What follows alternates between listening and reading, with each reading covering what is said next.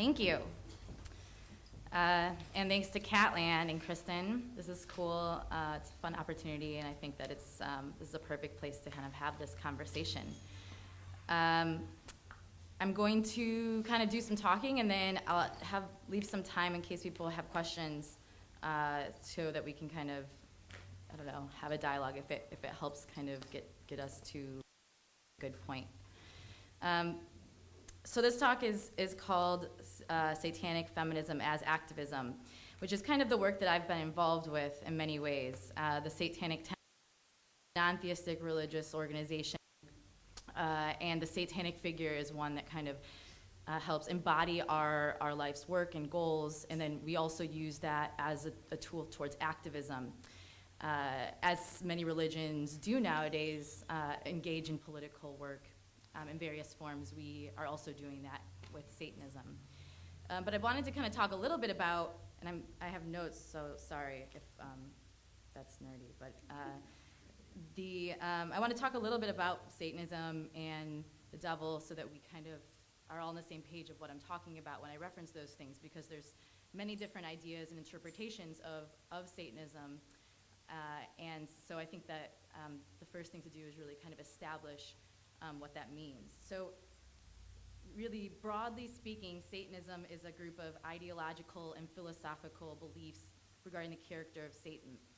This certainly extends into religious practice in that there is a long history of Satanism. There are ritual practices, there's a community, there's an aesthetic, all the defining features of a religion. And in some cases, there is a theological or supernatural belief in a real Satan. Or there is a non-theistic version, which is the one that we subscribe to, where Satan is a metaphorical figure rather than a supernatural being. So the Satanic figure, as we know it, in the West at least, was built into the Judeo-Christian theology as an adversary to God. The tension between Satan and God represent this cosmic moral duality of our nature. Essentially helps provide a metaphor and an allegory for what is good and evil. And the mythology that's represented in the Bible really helps to kind of play that out in a way that I think culturally helps people envision what that actually means. So the figure of the devil is one that compels individuals to rebel against or doubt the validity of their faith, or compels people to rebel or sin against God. The book of John reads, "The one who does what is sinful is of the devil, because the devil has been sinning from the beginning." The reason the Son of God appeared was to destroy the devil's work. So really you have an established religion and that has a term and a somewhat monstrous figure that represents anything that rebels against what is the established moral good within that theology. So we have the idea of what Satan is and what the devil is, but like where did satanic worship or devil worship come from in the cultural milieu, I guess? So like the concept of Satanism or devil worship was very much invented by the religious establishment. There really wasn't anybody doing this thing, because the whole concept of Satanism really is based off of this kind of Judeo-Christian formation. There's certainly ways that you can trace back to pagan roots where there's things that imply what the satanic figure eventually evolves and becomes in Western thought. But the concept that we know of as satanic worship as something that's incredibly subversive and offensive is formed from this kind of biblical principle. And the reasons, that people and scholars have set forth for the epidemic of devil worship are incredibly varied. But one of the most popular ideas is that, witchcraft and devil worship can be traced to pre-Christian European ancient ritual practices. So you have pagan or Greco-Roman worlds, and the Christianity kind of evolved and took over the Roman politics, and the emperor kind of decided to proclaim himself a Christian. And then the church and the people within the church earned a great deal of power. And the reason that Christianity really became an established religion in antiquity is because the people were already rebelling against a system where members of the government were in effect deified. And so it was an oppressive system. People saw Christianity as an outlet to rebel against it. And so they had a lot of power as a result. But in other parts of the world, it took a lot longer for Christianity to kind of become the establishment. So what you ended up having is kind of these old nature religions and Christianity fusing and becoming hybrids. And that was kind of considered heretical by the church, or called devil worship. So the church was, the established power, and it began to accuse individuals and groups who rejected it or demonstrated a difference of practice in the traditional ideologies and called them devil worshipers. And that was incredibly powerful to demonize and control individuals, especially, again, because the church was the established power. So females in particular, as history always kind of plays out, were subjected to harsh accusations of religious rebellion. And this is somewhat because of the pagan Old World traditions where women held powers of position within the religious framework. Women were able to be leaders and healers, and those things really challenged the traditional Christian framework. So, and it's also built in very much to the Christian ideology, where Eve is a secondary subject to Adam, and that she came from his rib, and that she's responsible for all the evil in the world because she is unable and too weak to resist the devil's temptations. So you have all of these kind of terms that described female power, even pre-Christianity, that talks like the word poisoner or hag or sorceress, and eventually this kind of evolves into the witch. And so it was very much inspired by this pagan tradition. And so in that way, in a male-dominated establishment, women became a threat, or have always been a threat. And in a society where one God is male, women become devalued. So the witch, women with power, women with economic success, women with status in community, became connected to concepts of the devil because it defied the Christian theology. So the church eventually, set out to eliminate these belief systems and therefore, accused outsiders of devil worship, and that became an incredibly powerful tool to homogenize Europe and to utilize fear to control. So the reason that I gave you kind of that background, which probably many of you know, is to try to show you that the satanic roots come from this kind of Judeo-Christian framework that women have been subjected to and victimized as a result of being forced to contend with throughout history, and that concepts of supernaturalism and witchcraft are inspired very much from the independent female figure not falling within that framework. And so when it comes to self-identified Satanists, which is a relatively contemporary thing, you start to see that emerge around the Enlightenment period in Europe, where Satan becomes this cultural hero, when we have huge advances in science and medicine and philosophy, and those things kind of shift the framework of thinking about what Satan is and what the devil is. And kind of a good example of the way that it was shifted in terms of people practicing Satanism or satanic ritual is this invention of the Black Mass. The Black Mass itself was never really practiced traditionally. It is an invention of the church, and it kind of came from this idea of parodies of the church. There used to be something that people called the Feast of Asses, which really poked fun at the Catholic Mass and did an inversion of Latin that was used by the church. And eventually the church condemned this as sacrilegious, and there's fictionalized accounts that went out and used as a propagandic tool to suggest that people who were not falling in line were part of this practice. And so while it was used to control people who felt, especially some people that were very much wealthy and part of an establishment class, who rejected the church there are some suggestion of accounts of people starting to practice the Black Mass as a way to rebel against the church and to assert their own independence. And so we have this idea of Satanism that's evolved as one that's liberating, and I think that kind of is the foundation for where we get LaVey's Satanism, or contemporary Satanism that the Satanic Temple adheres to, as one that is about rejecting arbitrary authority and liberating mankind.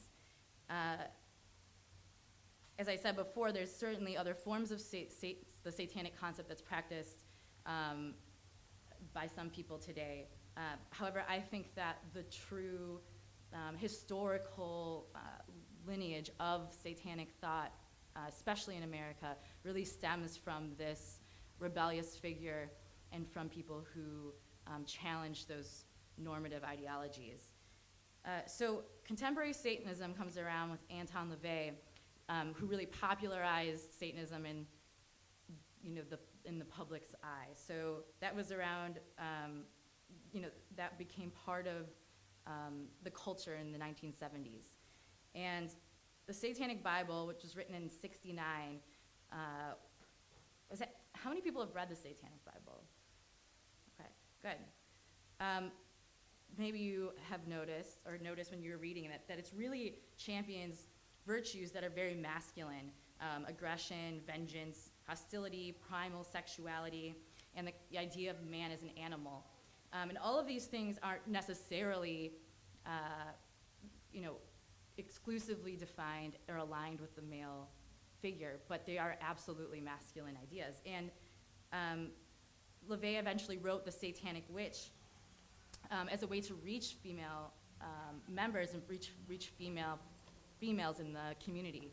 And I think what's so interesting is that the Satanic philosophy is one that kind of talked about liberating sexuality and concepts that were good, and I think many, many women have been and continue to be drawn to Satanism.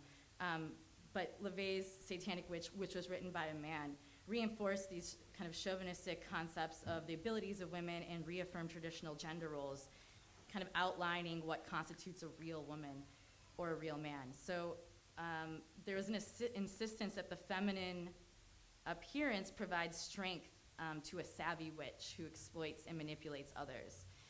Really, the female was reduced in their ability to physically attract and manipulate a man, which is presented as an occult power. And it's interesting because it has kind of always been attributed as an occult power. I mean, feminine sexuality has been considered satanic. And so what LaVey did was to say, we're going to accept that and elevate that as a positive.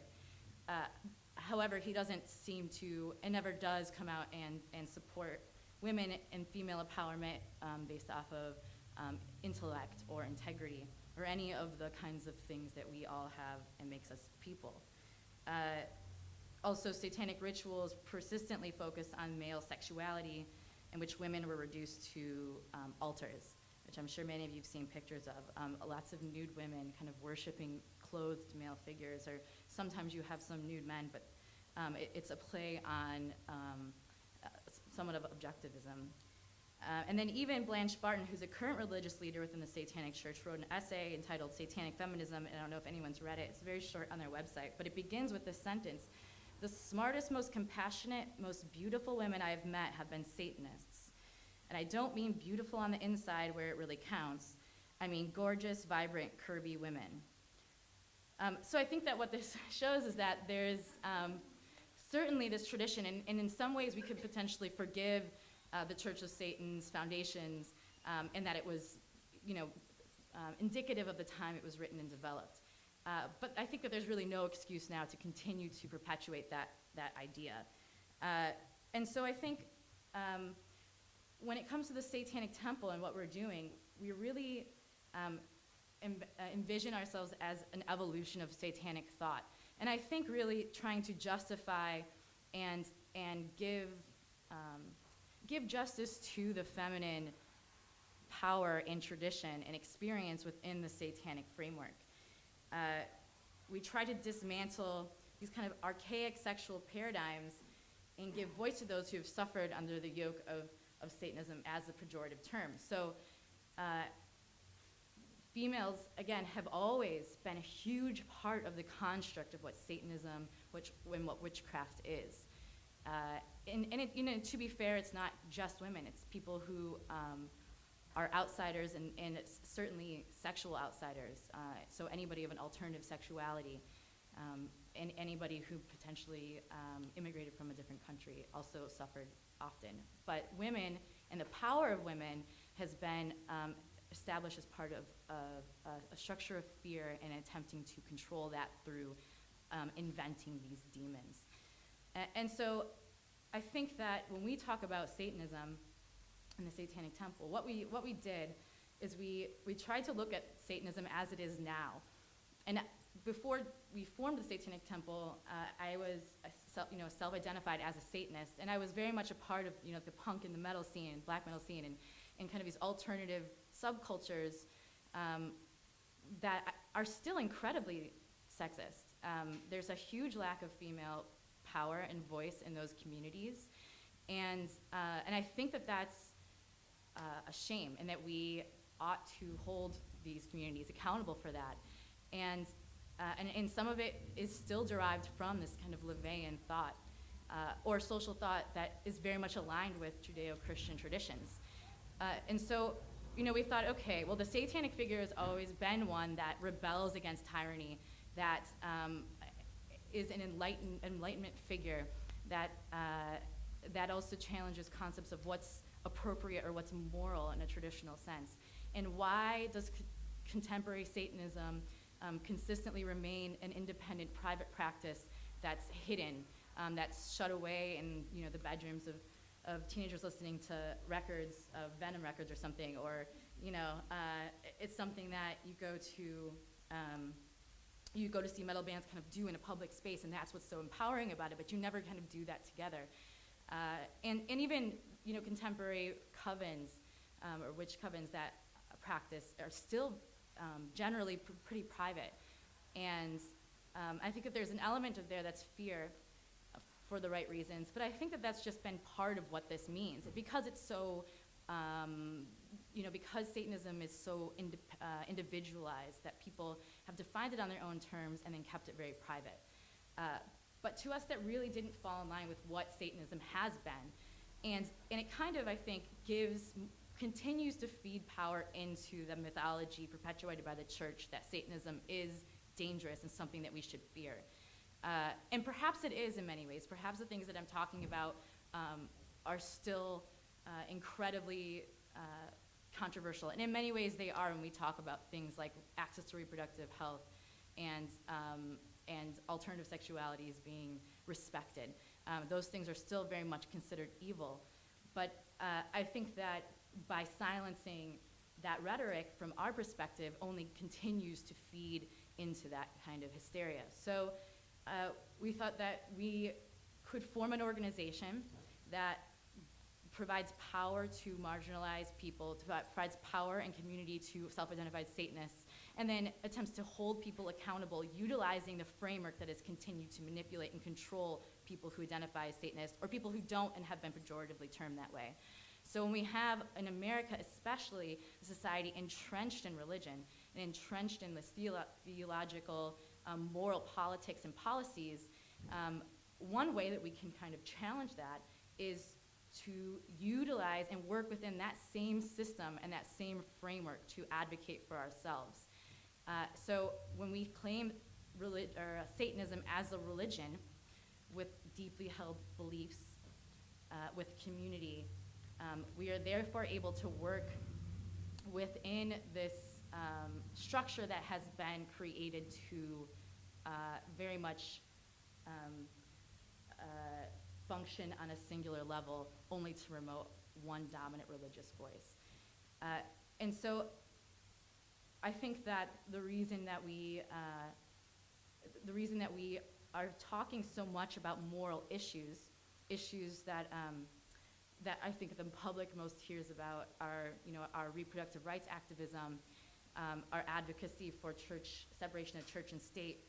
I think that is crucial because those are the points where we are able to kind of tease out hypocrisy and tease out sexism in many ways, and tease out the stranglehold that religious popular thought has on our freedoms and our lives. And I think that if we don't do that, if we continue to ignore and say that we don't want to engage in activism and Satanism as activism, that what we are effectively doing is allowing the religious right to steamroll us, to continue to be under that yoke. And Satanism is an incredibly powerful tool to challenge that framework, because we still have a community or society that's entrenched in superstition regarding evil forces. And we have people who use that fear to leverage their own political careers, which is not fair to society. I mean, it's not fair to people who perhaps aren't educated or who come from religious background that deserve to have a government that takes care of them and deserve to have their voices heard. And they deserve truth, and they deserve to know that Planned Parenthood isn't like dissecting babies and drinking their blood. Because, I mean, like, those are the kinds of things that are said to mobilize people and use that very, very old rhetoric about good and evil to continue to control us. And I think, I mean, there's plenty of places and countries in Europe that adhere to a secular philosophy, and the Satanic temple and Satanism is not something to fear. And I think that they see that as very interesting, that it's so relevant in American culture right now with the work that we're doing. And I think that that's something that we should perhaps aim for, although I'm not sure that we will get there anytime soon because of the continued relationship between religion and power. But I think that what we're able to do, at the very least, is to say, okay, if you're a feminist or you're a free-thinking woman, if you consider yourself godless or gay or accepting of any alternative sexuality, of any alternative lifestyle, all of these things are like okay with divorce, okay with smoking weed, all the things that are considered counter-conservative, then you are already considered a Satanist by many in your own communities, by many of the people who make policies that affect your life. So instead of allowing that to control us, I think that it's important that we take that on and use it as a tool for power. And also that women in particular take ownership, or at least consider taking ownership of this term that has been used for so many years to control our sexualities and our independence and our power, and claim it for ourselves in many ways. Because I think that the concept that Satanism has to be incredibly masculine is an attempt to continue to control feminine power, and to continue to ignore its relevance and capacity to impact change in society in a very powerful way.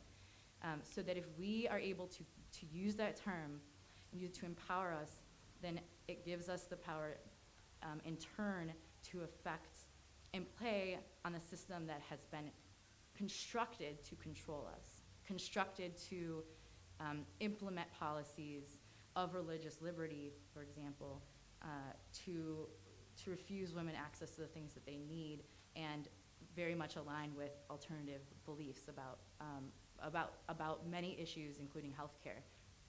And so I think that what we've seen is that we've been successful at it, and that we're able to kind of change the rhetoric, or at least inspire a conversation which is incredibly important about religious liberties. I know it's sometimes maybe like not a sexy thing to talk about, but when you consider what it actually means, the power that religious liberty ideas have to completely transform society, or the workplace, or your schools, or your in policies that influence what families look like, how much freedom you have. I mean, when it comes down to your sexuality, there's nothing more fundamental and crucial to our own independence than sex. And I think that we have a duty to advocate for ourselves in any way that we can. And if you can't argue with a religious person because they function and they work on a level that's contrary to normative or normal logic that we all work with when we have conversations and have arguments, then one of the things that you can do is try to jump in that world and use that kind of religious framework to continue to advocate in a creative way and expose this kind of traditional hypocrisy. And I think that women in particular need to organize and work together to focus on moral legislation, which is very much part of this traditional Judeo-Christian framework, because it's been thousands of years of suffering under it, and it's not going away. So finding ways to work with that and to claim your power as a Satanist or as a witch is one tool that we have to effectively freak everybody out and also advocate for our own rights. And that's why I think Satanism in America can be a very effective tool towards activism and impacting our societies in a positive way that gives us power. But I want to know if anyone has questions about this, because I think that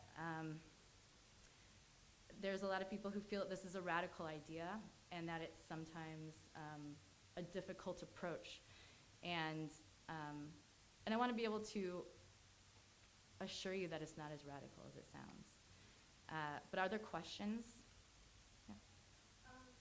Have you ever, any like dialogue with, these firmly religious people who have this way of thinking that's very faith and logic? Have you ever had any major breakthroughs with the dialogue with someone like that, and what kind of rhetoric was used?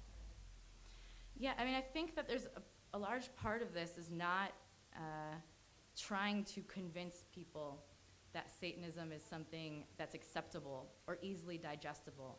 I think that what we're trying to do is really make the law work for us in a way that it's supposed to. So, no, it's very difficult to have a conversation with a religious or traditionally religious person. Although I have received emails from people who say, especially when it comes to women's rights issues, that say I'm a Catholic and I've been ashamed of the way that my religion treats women's issues, and I never thought I would say I'm supporting a Satanist, which I think is incredible. But on the same token, it's really, people don't have to like us, and they don't have to agree with us, and people don't have to join us. But none of that changes the fact that we still have certain rights that we're guaranteed and are protected. So really it comes down to whether or not the courts and the government will acknowledge those. And in some cases we've been very successful.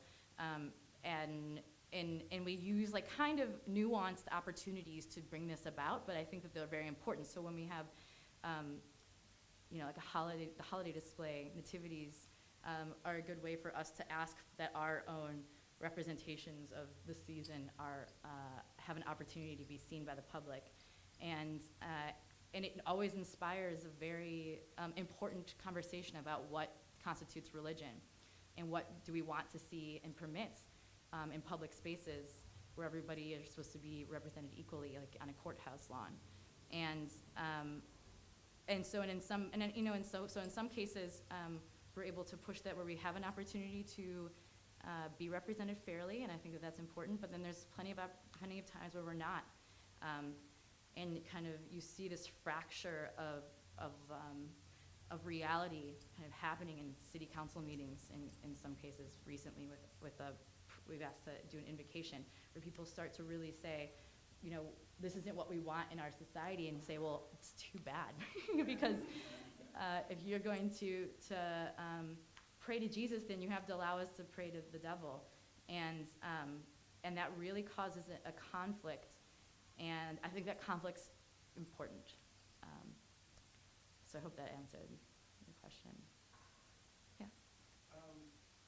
You mentioned the difference between Levian Satanism and your non-theistic feminist Satanism. How they're taking on, they use the same symbols, but one is patriarchal, one isn't. And you also mentioned Christian heresies, like in the Middle Ages, there were the Cathars who didn't like sex for theological reasons, but they were radically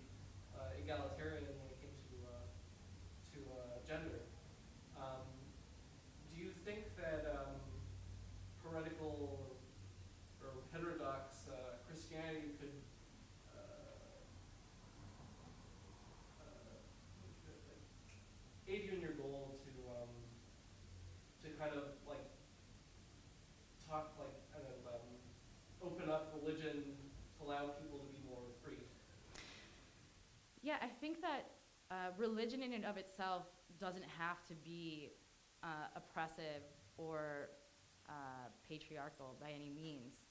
I think that there are also opportunities for working together with other faiths to advocate for certain liberties and freedoms. And we have had a number of kind of more liberal Christian churches that have reached out to us in a very vague way, but at least have been supportive in our right to free speech, for example.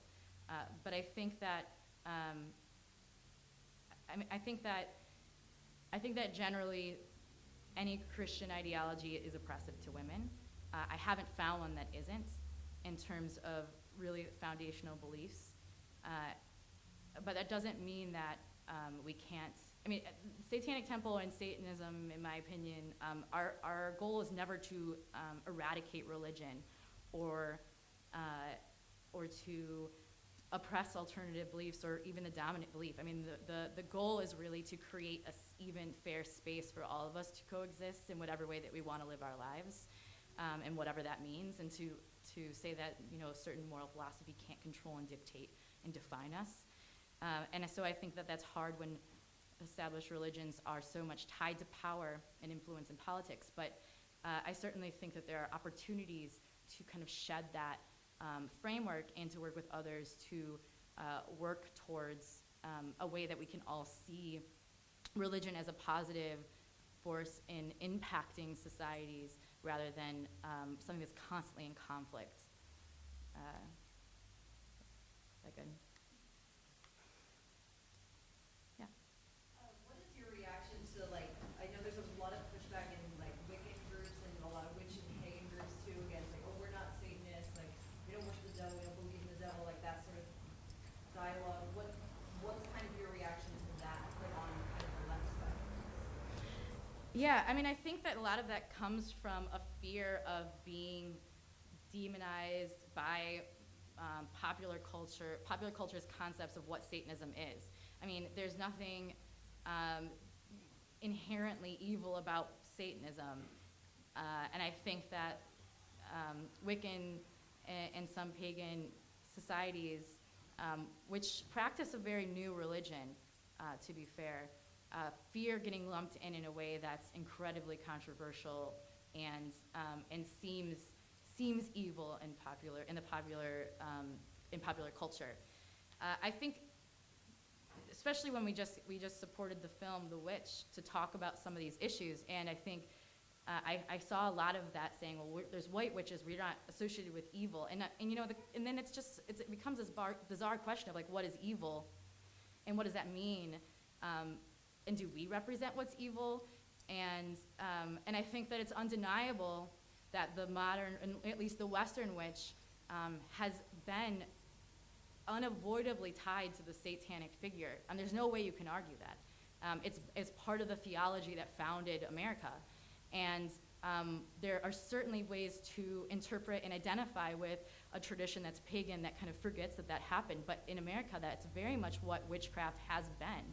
And anyway, so drawing those parallels in no way says that that someone is a practicing Satanist, or that witches of whatever type of belief has to adhere to the satanic philosophy that I'm talking about. But realistically, within the history and cultural past, witches and Satanists have been one, you know, they've been part of the same family.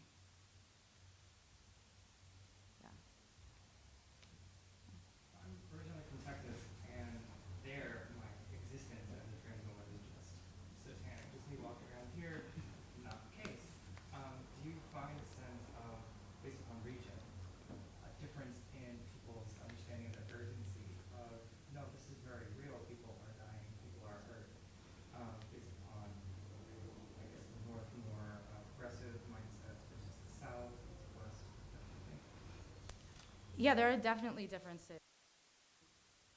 The fact that I can come here and speak today without protesters outside is pretty incredible, because it happens all the time. And I think that the danger that we have then when we live in progressive cities or liberal cities, that we forget, we lose sight very easily of how relevant this still is, that this isn't a game. And there is a level of apathy that exists, especially. And I think, and you know, one of the reasons why we just recently did this tour with the film The Witch, with these interactive performances that were really intended to kind of engage people, is that we went to progressive cities. We went to New York and LA and Austin to talk about these things and say that if these are ideas that you support and that you fall in line with and you identify with, then we have a responsibility to remain active and vigilant in representing that. And it's very easy. I think it is very easy for people to forget how crucial it is still. And it's not, I mean, New York City is, of course, very progressive, but Trump was just nominated as the Republican nominee. I mean, not to say that any of them were particularly better than the other, but I think that, you know, it's just so far, like, you know, not that far of a drive outside of the city where you start to still see this kind of oppression and bigotry when it comes to alternative sexualities or identities or feminism in general. And I have to say, I've been here for 3 days, and every single day I've met with a friend of mine who's a woman, different women, but it's been very random and coincidental that they've all told me stories about having a conflict with a male figure in their life that they have a professional relationship with in some way. So I think that the idea that these issues aren't as important or not as relevant here is crazy. They're certainly relevant. And in these cities, having, if we're able to organize and do something that's impactful, people pay attention.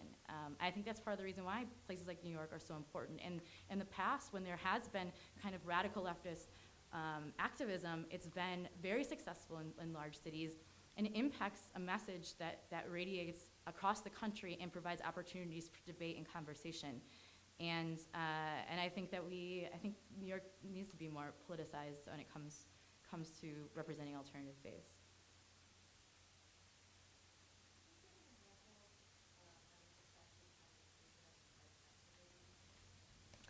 Yeah, so we have a couple different methods of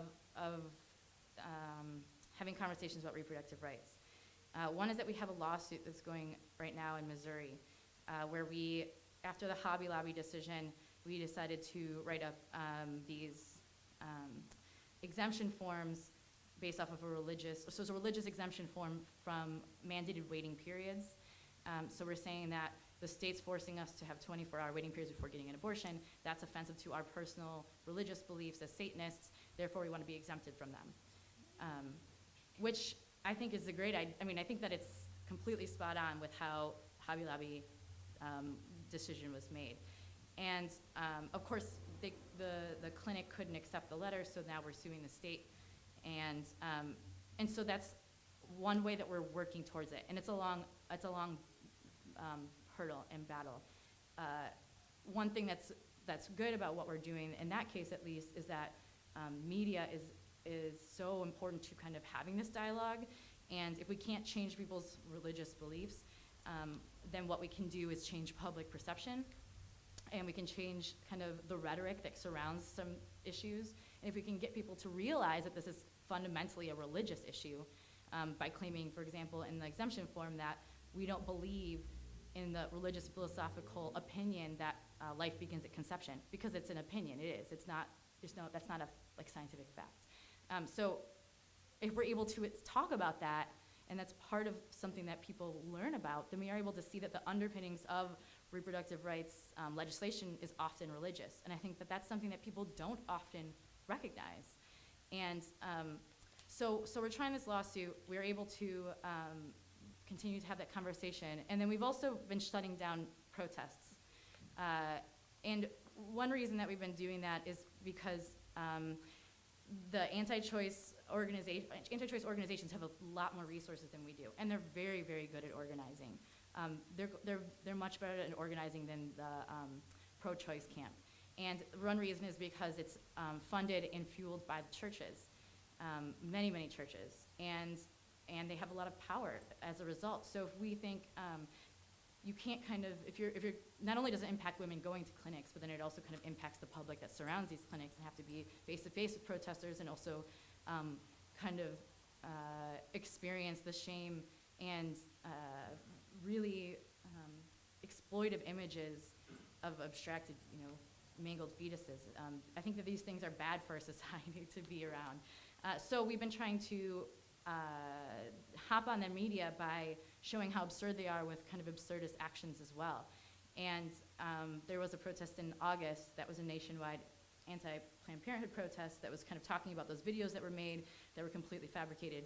And we kind of did this thing where we milk boarded women who were in prayer, and we dumped gallons of milks down their throat and talked about forced motherhood. And the people who were dumping the milk were dressed as clergy members. And so, so not only did that really effectively, it was very effective in shutting the protest down because people were freaked out. They did not know what to think. And, but we were also, every single time the protest was mentioned in whatever state that there was a protest, because it's nationwide, so anytime it was mentioned that there was a protest in Seattle, there was a protest in the city in Oklahoma, there was always at least a blurb that says, in Detroit, the Satanic Temple doused women in milk, and here's a picture of that. And so I think that that is so powerful in at least empowering other people who feel voiceless when it comes to this debate, especially in less progressive cities and states. But it also provides and interjects a counterpoint to what's going on and contextualizes and reframes what they're doing and takes away a lot of their power. And I think that that's been very effective. And I think I've heard very positive responses from women who feel very empowered. I think that that's one, I think that we as the Satanic Temple are doing the best that we can with the resources that we have. Lawsuits is a huge resource suck. It costs a lot of money, and it takes a lot of time. But doing these other kinds of political theater actions is a powerful way that we can at least impact the rhetoric, especially as a religious organization ourselves, kind of combating other religious organizations on the same platform. And I think that's very much needed because traditional counter-protests and traditional kind of aiming to get signatures is it's been difficult to have that be effective. Yeah. What I think is very interesting is the way that the satanic message applies to quote-unquote alternative women, women who by their nature, just as who they are kind of outsiders, disabled women, women who have very visible disabilities or illnesses, trans women, gay women, et cetera, all of those who are already kind of pushed to the side by the mainstream society. So, and I just think it's satanic message is in that sense very empowering, that yes, because you are different, you are still just as valuable, et cetera, et cetera.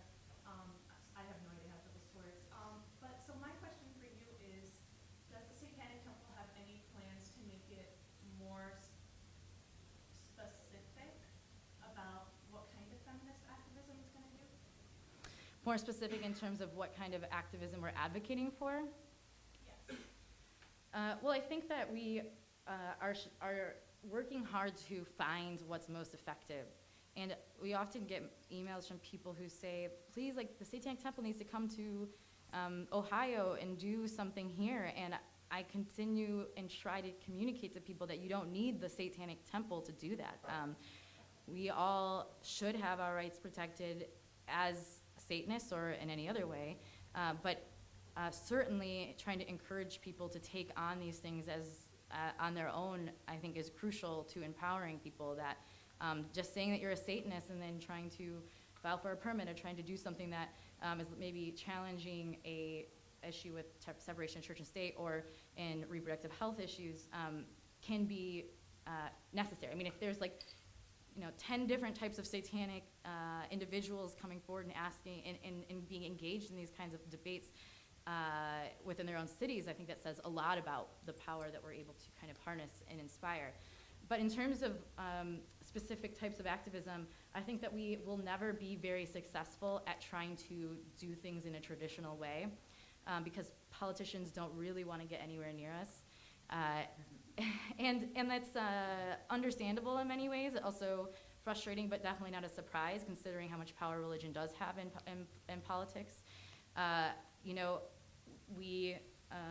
I think that the most powerful thing that we are able to do is inspire campaigns of shame, which can be a very effective tool to targeting certain types of legislation that really degrades women, for example, and being able to tie that to the satanic name and also specifically call out certain legislators. Nobody wants that kind of PR, and so I think that it's a great opportunity. And then again, doing a lot of kind of radical actions in and of itself, I think is powerful to change the rhetoric. And, but I think that if people want to chart, it would be great if everybody wanted to take on one of these exemption forms when it comes to abortion clinics, because I think using Hobby Lobby and religious freedom laws is such an opportunity to show what they're actually, the power and that they have to very much control society in a way that can be incredibly harmful. But if we're able to kind of jump on that, people will very much immediately shrink back from it, which is what I've seen at least in debates about us when we've asked for those kinds of rights. And so I think that Satanism is very much part of the kind of cultural conversation and landscape, and so being able to use cultural opportunities to impact cultural conversation is very much important to impacting change. Yeah. I'll get, you're next. Okay. How do you get legal counsel, like advice, or do you have lawyers that you work with? Yeah, we have lawyers that we've hired. We also sometimes work with Freedom from Religion Foundation and Secular Coalition for America and occasion ACLU. Sometimes they've called us when there's opportunities for us to challenge separation of church and state issues. But for the women's rights case I've been mentioning in Missouri, we were unable to find free counsel for that, which is surprising, I think, and disappointing. But we have been raising money, and that's what's been paying for all of that. But that's kind of how we are legally able to challenge those. Yeah.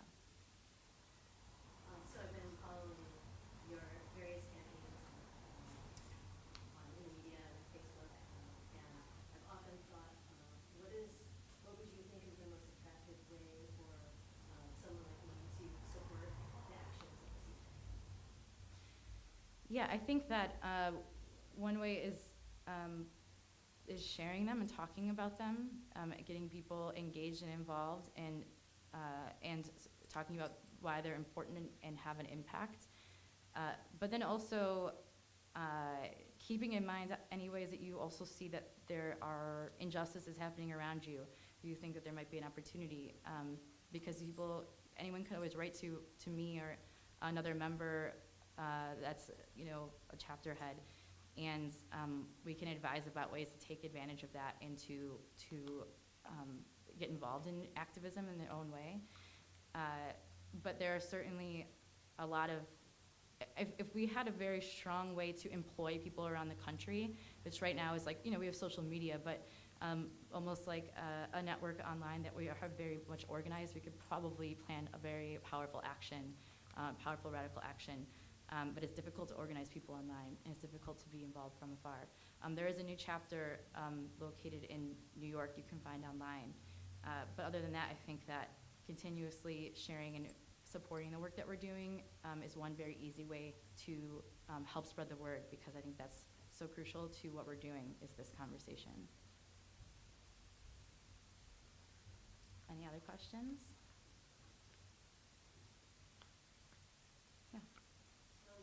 You mentioned like legal battles that the Satanic Temple in particular has been involved in. Do you find, like, traditionally Satanism used the Satanic Bible as the literature on which to base the religion?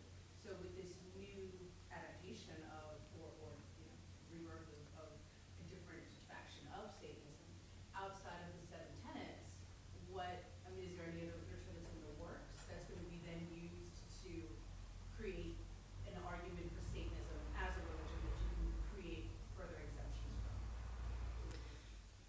we don't necessarily need one for our argument to work in a courthouse. We don't need that. I mean, I'm saying that we wouldn't produce that just for a legal reason. We have guiding tenets. We have regular meetings. We do meet all the qualifications of a religion legally, if that's brought up, which it very well may. And we also have foundational texts that are based in literature, like The Revolt of the Angels and Paradise Lost, as kind of the framework for the literary figure of Satan. But we are working on compiling essays that we've written that kind of address many of the issues of like why we advocate for ourselves as a religion.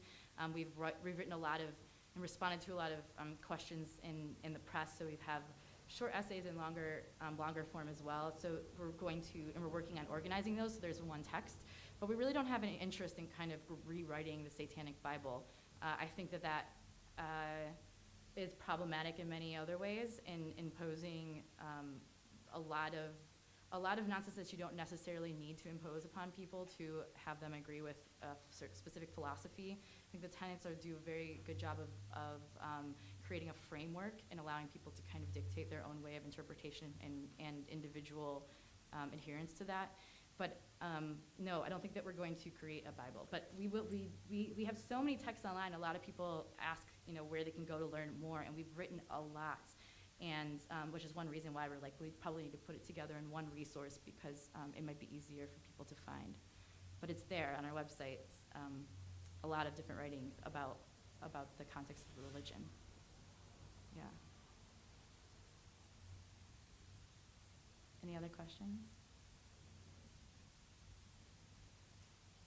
Yeah.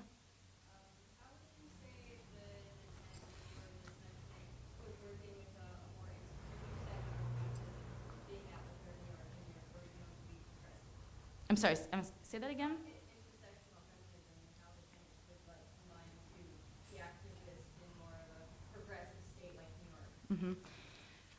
I mean, I think that because the Satanic definition of feminism is incredibly broad, it's really not about, there's a lot of different forms of feminism and feminist philosophy and thoughts.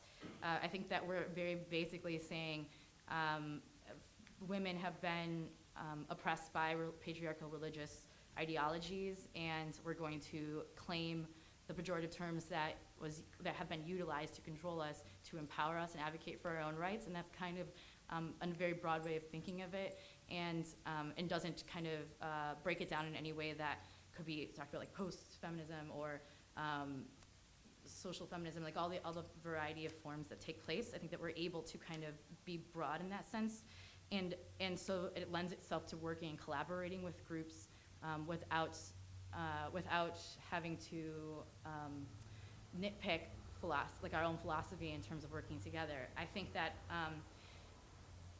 it's hard when it comes to feminism because it's such a struggle. Feminism is a struggle. That should be like on a shirt. I think that it takes more to win people over. I think that it's difficult sometimes to. I think that we've had to prove ourselves to very active organizations that have fought very hard for being recognized and valued as a progressive, powerful organization or force. But I think that that's starting to change, and that I've received so much positive feedback from organizations or alternative organizations. I think that in New York, one tool is to say, and this is something that anyone can do, reach out to an organization that you support that's perhaps a feminist organization or multiple, and say, this is what the Satanic Temple, this is the position that we've been able to take on certain legislation and certain debates. We're here if you find need for us. If you're struggling with a certain type of politician or legislation or whatever, and you see that we have a unique opportunity as a religious organization to help, then we're here. And so forming that kind of the coalition and a relationship is important, rather than remaining insular or separate from them. Yeah. Any other questions? Good. Well, I appreciate everybody coming and also listening to this. And I hope that everybody goes tomorrow to Legacy of the Witch. And I I have a website you can get a hold of me through and a Facebook page. You can always reach out to me if you have any other questions at all. I'm always happy to answer them. I'm always happy to kind of provide any connections if I have them to support projects, or just to talk through certain issues that are coming up and frustrating. But I'm around if you need it. And hail Satan. Thank you.